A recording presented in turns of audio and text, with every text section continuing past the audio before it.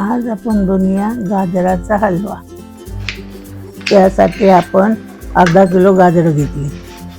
गाजर स्वच्छ धुवून साल काढून किसून घेतली.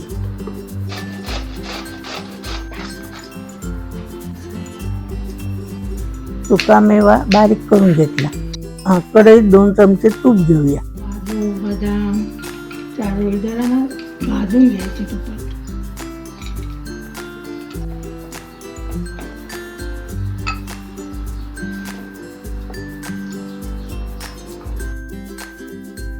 आता किसलेलं गाजर घालूया.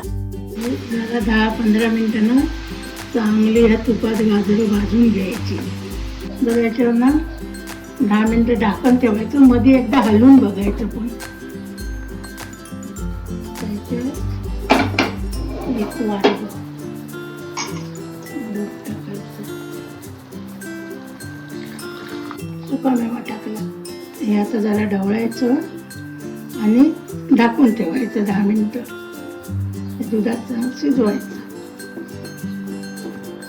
त्यात 1 गुळ साखर टाकायची.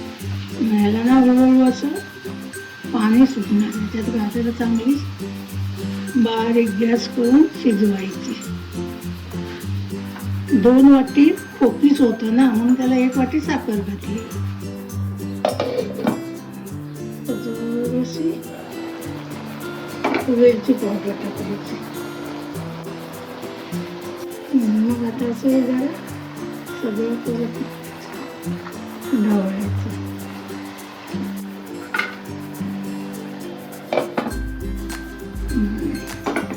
झाला गजरा चालू होता. या गोडाचा काय पण पदार्थ असला ना तर चिमूटभर मीठ टाकायचं. मग काय वास येतोय मस्त.